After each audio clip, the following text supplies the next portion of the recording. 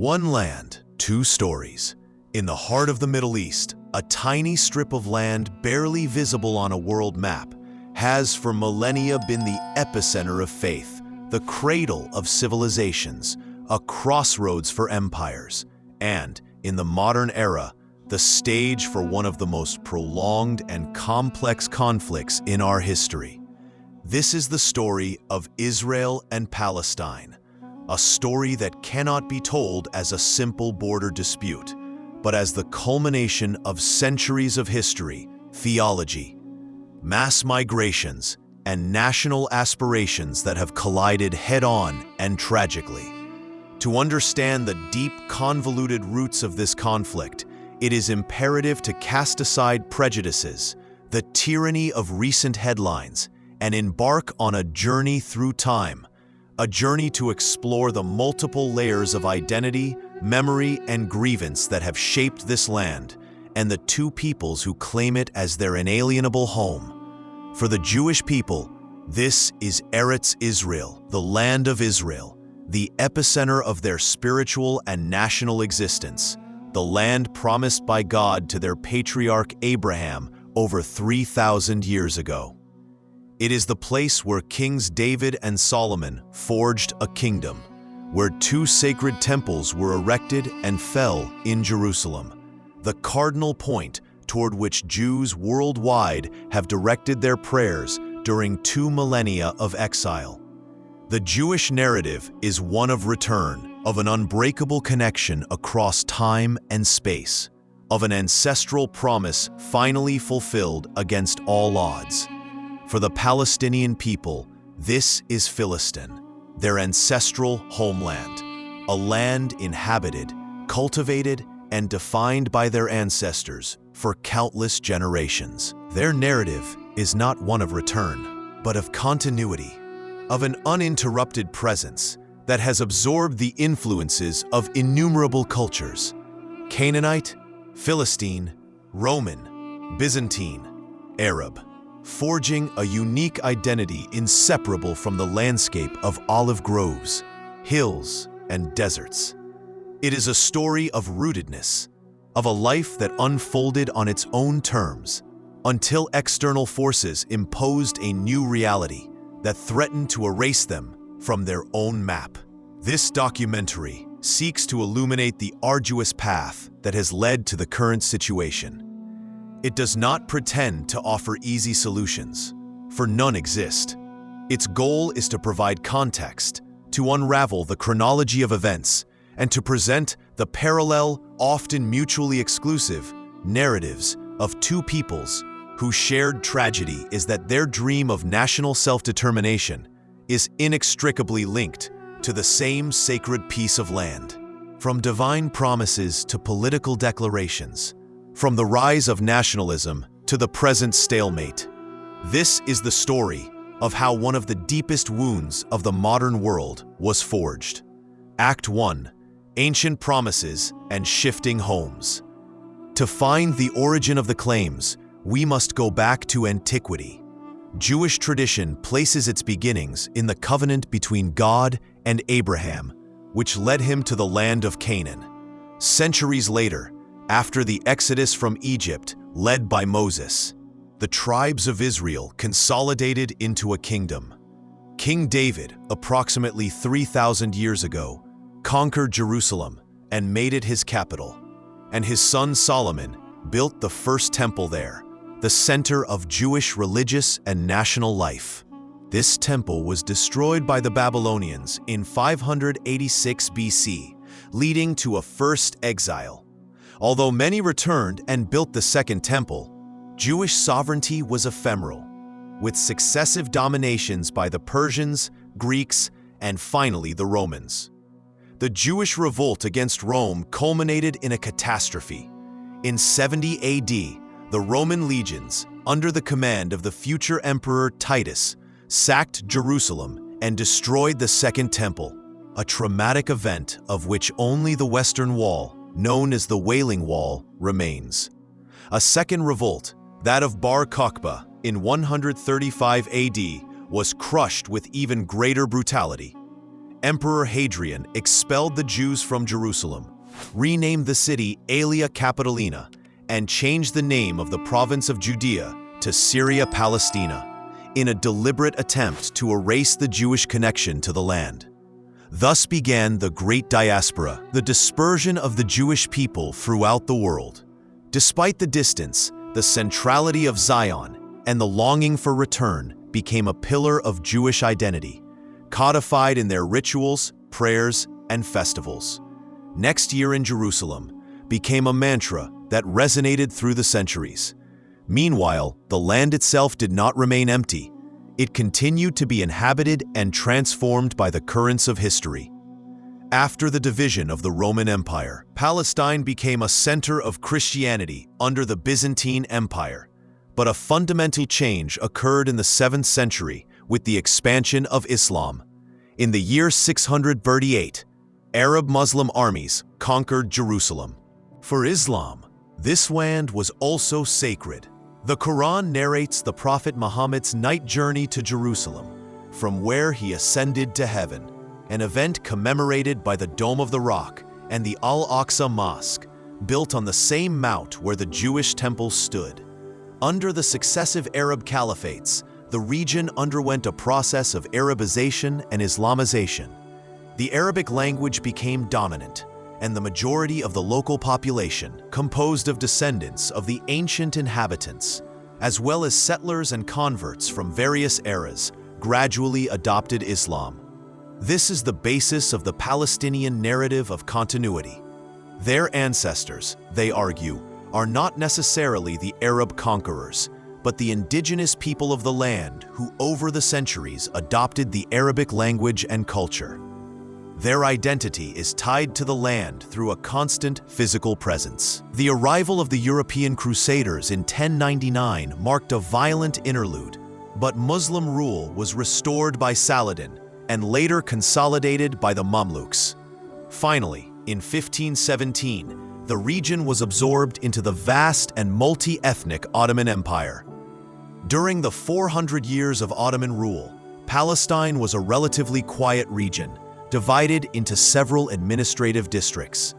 Society was mostly agrarian, composed of peasants who worked the land, and an urban elite of notable families who dominated political and economic life in cities like Jerusalem, Nablus, Jaffa, and Acre. The population was overwhelmingly Arab Muslim, with significant Arab Christian communities and a small but persistent Jewish minority, mainly in the 4 holy cities. These communities coexisted within the framework of the Ottoman millet system, which granted religious minorities considerable autonomy in their internal affairs. There was no concept of a Palestinian nation-state, just as it did not exist in most of the Arab world. But there was a strong local and regional identity tied to the village, the clan, and the city. It was a mosaic of peoples, not an empty land awaiting a people. Act 2. The awakening of nationalism and contradictory promises. The end of the 19th century was a catalyst.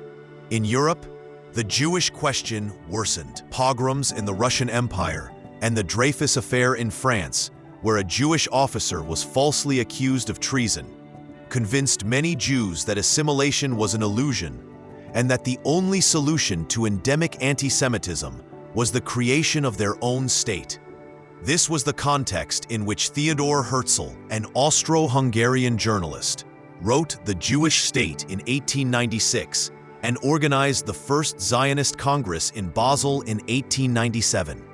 Zionism transformed the religious longing for return into a modern, secular political program, the creation of a Jewish homeland in Palestine. This spurred the first waves of Jewish immigration, known as Aliyot. These pioneers, often young, idealistic socialists, arrived with the intention of redeeming the land through agricultural labor, founding kibbutzim and moshavim, and purchasing land, mainly from absentee landlords. This influx of immigrants, with a clear nationalist goal, did not go unnoticed by the local Arab population. Arab nationalism, which had begun to stir in Damascus and Beirut, also found an echo in Palestine. Palestinian intellectuals, journalists, and notables began to articulate a national identity of their own, often in direct opposition to Zionism. Newspapers, like Palestine, founded in Jaffa in 1911, warned of the dangers of Zionist colonization and land sales. They argued that the Zionists were not merely seeking a refuge, but the creation of a Jewish state that would inevitably dispossess the Arab majority. Thus, two nascent national movements set their sights on the same land, each viewing it as their exclusive right. The First World War shattered the old Ottoman order and redrew the map of the Middle East. Great Britain, seeking to defeat the Ottomans, made a series of strategic and cynically contradictory promises. Through the correspondence between Sir Henry McMahon and Sharif Hussein of Mecca, they promised to support a major Arab revolt and recognize the independence of a vast Arab kingdom. The Arabs believed that Palestine was included in this promise. Simultaneously, in the Sykes-Picot Agreement of 1916, the British and French secretly divided the region into spheres of influence. Palestine, due to its religious importance, was to be under British control. And then, in 1917, came the Balfour Declaration. The British Foreign Secretary, Arthur Balfour, sent a letter to Baron Rothschild, a leader of the British Jewish community, declaring his government's sympathy with Zionist aspirations and its support for the establishment in Palestine of a national home for the Jewish people, with a crucial caveat, it being clearly understood that nothing shall be done which may prejudice the civil and religious rights of existing non-Jewish communities in Palestine. This declaration was a triumph for Zionism, granting it the backing of a major world power. For the Palestinian Arabs, who constituted 90% of the population, it was an incomprehensible betrayal. A European power was promising their country to a third people. After the war, the League of Nations formalized British control through the Mandate for Palestine, which incorporated the language of the Balfour Declaration. The British task of creating a Jewish national home while protecting the Arab majority proved impossible. Jewish immigration accelerated dramatically in the 1930s with the Nazi persecution in Germany, altering the demographic balance. Tensions exploded into recurring violence. The Great Arab Revolt of 1936 to 1939 was a large-scale insurrection against British rule and Jewish immigration. The British suppressed it harshly, but the revolt also led them to issue the White Paper of 1939, which severely restricted Jewish immigration and land purchases, enraging the Zionists on the eve of the Holocaust. The Holocaust, the genocide of 6 million Jews by Nazi Germany, irrevocably changed the landscape. The tragedy generated immense international sympathy for the Zionist cause and overwhelming pressure to find a refuge for the hundreds of thousands of survivors languishing in displaced persons camps in Europe.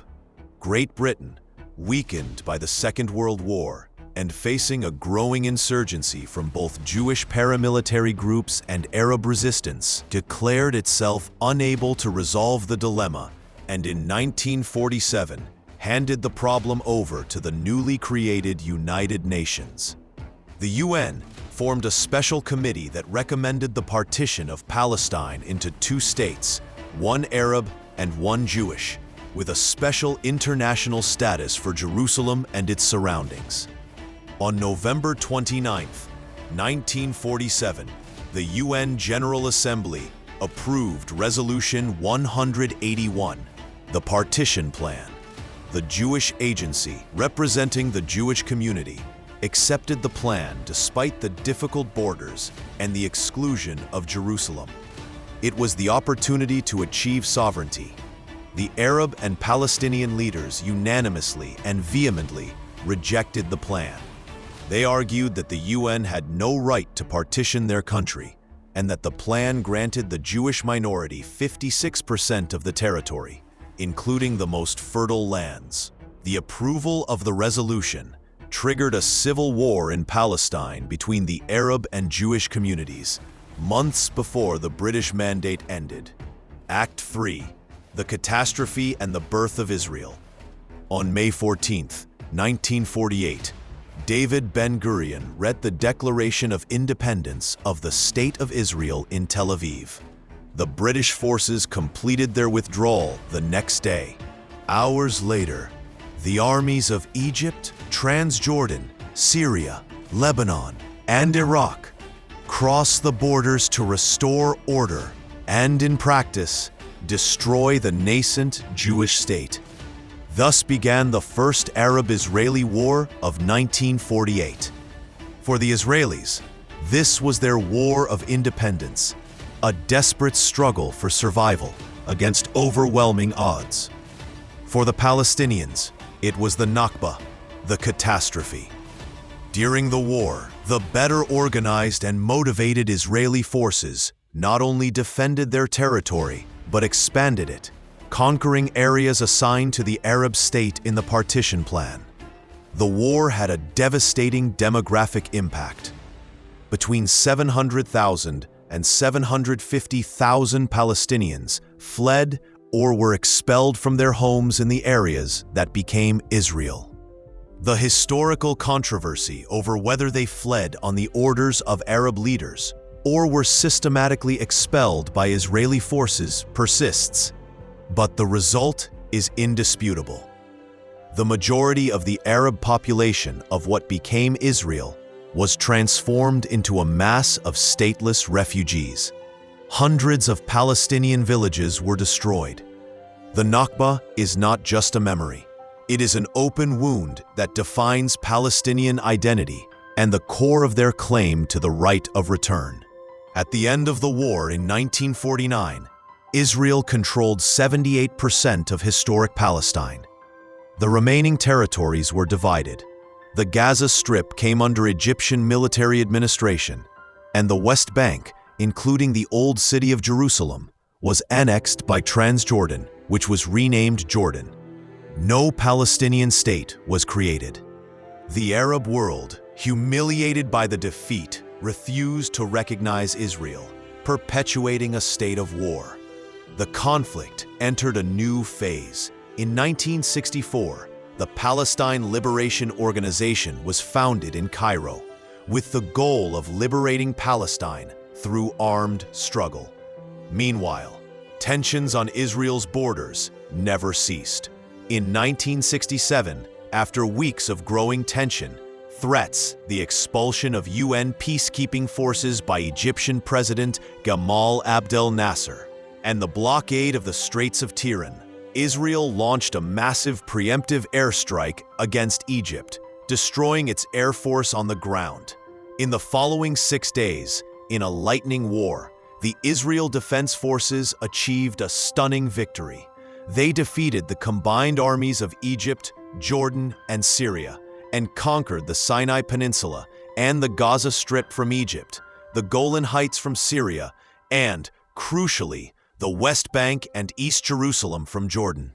The 6-day war was a moment of national euphoria for Israel.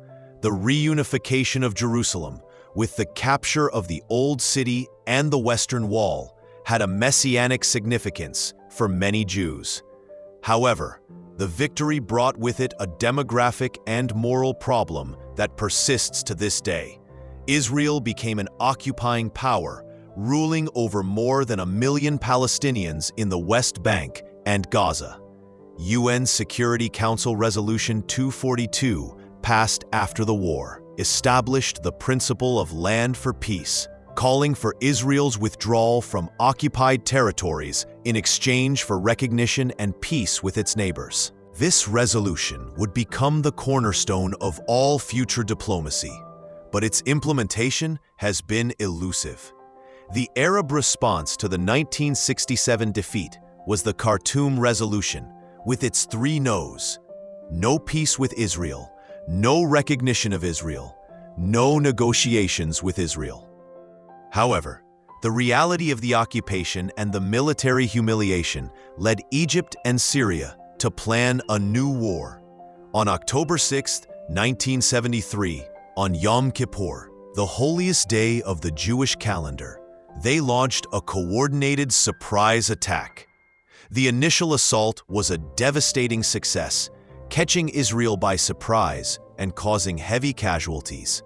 For days, Israel's future seemed to hang in the balance. However, with a massive airlift of military supplies from the United States, Israel managed to counterattack, repel the Arab armies, and encircle the Egyptian Third Army. The war, though a final military victory for Israel, shattered the myth of its invincibility and proved that the status quo was not sustainable. For Egypt, it restored national honor and opened the door to diplomacy. This shift led to the historic Camp David Accords of 1978, mediated by U.S. President Jimmy Carter, where Egyptian President Anwar Sadat and Israeli Prime Minister Menachem Begin signed the first peace treaty between Israel and an Arab country. Israel returned the Sinai Peninsula to Egypt in exchange for peace and recognition. Sadat was hailed in the West, but was assassinated by Islamist extremists in 1981, and Egypt was expelled from the Arab League. Peace was possible, but it came at a high price. Act 4, From Resistance to Failed Peace Accords.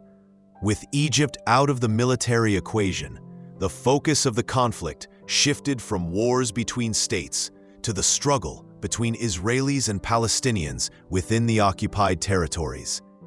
The PLO, under the leadership of Yasser Arafat, had established a state within a state in Lebanon, from where it launched attacks against northern Israel. This prompted the 1982 Israeli invasion of Lebanon, a long and bloody war that succeeded in expelling the PLO from Beirut to Tunis, but which also implicated Israel in the massacre of Palestinian refugees in Sabra and Shatila, perpetrated by its Lebanese Christian militia allies. Far from the front lines, the PLO lost some of its direct relevance to the Palestinians living under occupation. The frustration and despair of 20 years of occupation, the expropriation of land for the construction of Israeli settlements, and the lack of a political horizon finally erupted in December 1987. A traffic accident in Gaza, in which an Israeli army truck killed 4 Palestinian workers, was the spark that ignited the first Intifada. It was a popular uprising, largely spontaneous and not initially led by the PLO. Young Palestinians, the generation of stones, confronted armed Israeli soldiers. The Intifada was not just violence.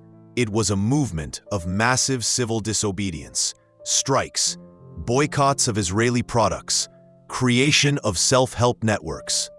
The images of children throwing stones at tanks circled the globe, changing the perception of the conflict from a struggle between David and Goliath to one between an occupying Goliath and a Palestinian David. The Intifada convinced many Israelis and the international community that the occupation was unsustainable. This new context, along with the end of the Cold War, opened a window for diplomacy. In 1991, the Madrid Peace Conference was held, but the real breakthrough came in secret. Through a back-channel negotiation in Norway, PLO and Israeli negotiators reached a historic agreement. On September 13, 1993, on the White House lawn, Yasser Arafat and Israeli Prime Minister Yitzhak Rabin shared a historic handshake, sealing the Oslo Accords.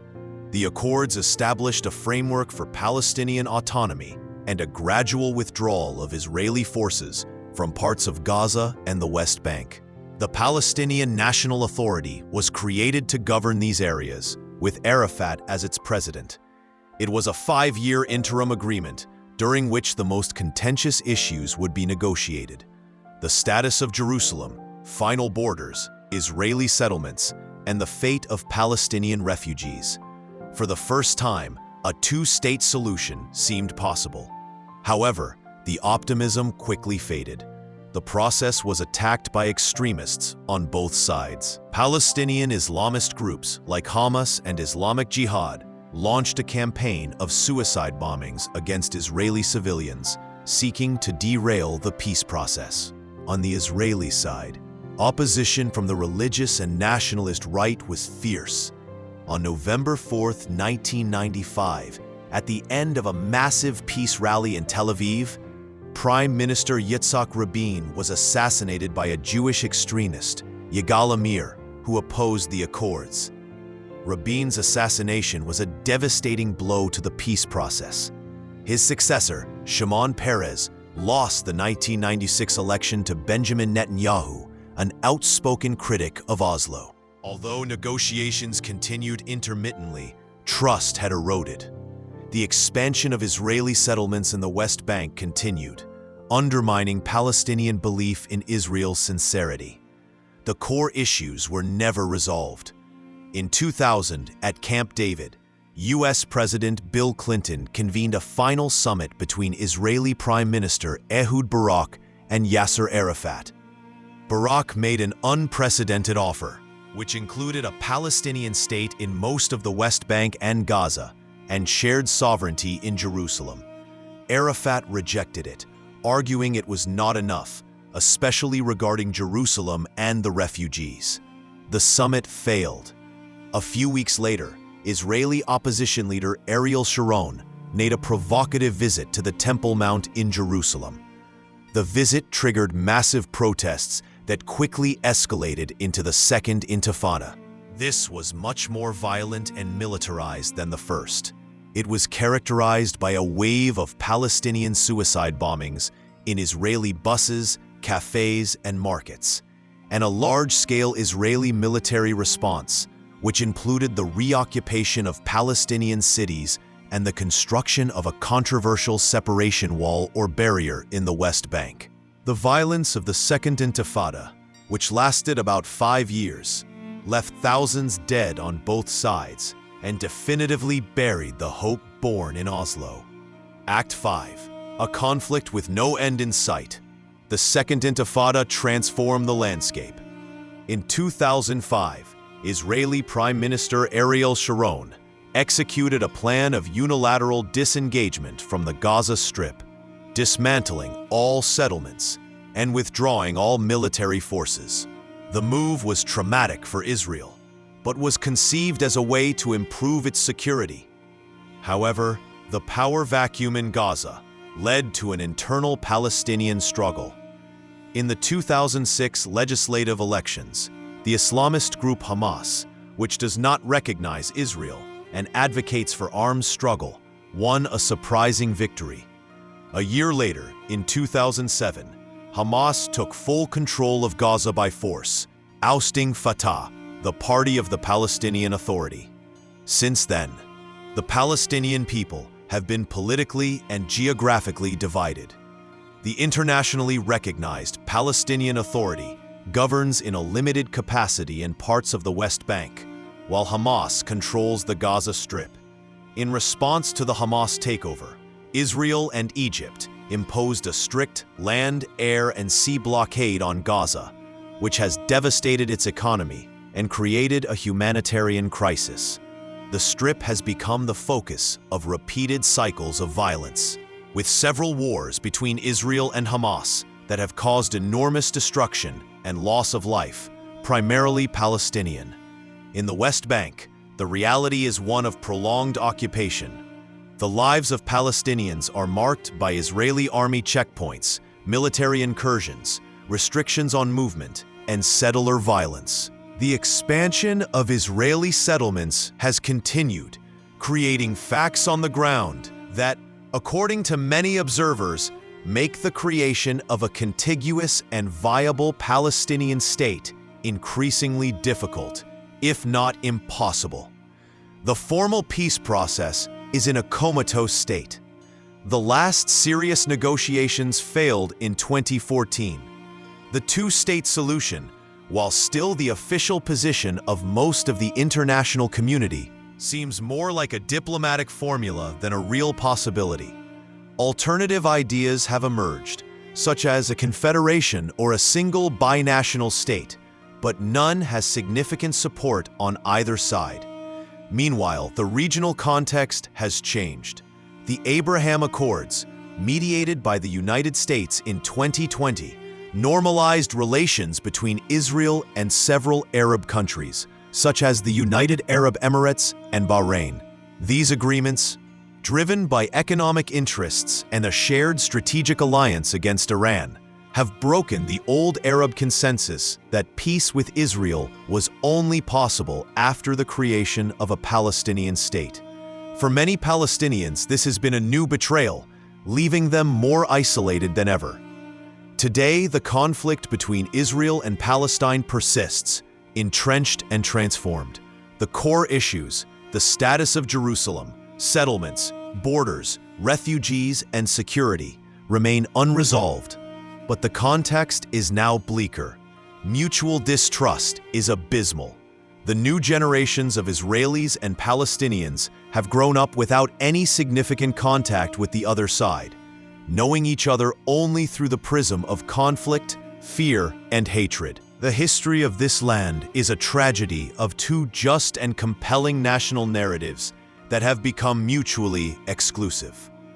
It is the story of two traumatized peoples, each clinging to its memories of suffering and its deep connection to every hill and every stone of this sacred land. There is no simple conclusion to this story. All that remains is the echo of unanswered questions and the realization that any path toward a peaceful future must somehow find a space for the dignity, security, and self-determination of both peoples. History has brought us here, and its weight is immense. The future, if there is any hope of it being different, will depend on the ability to overcome that weight and recognize the humanity of the other.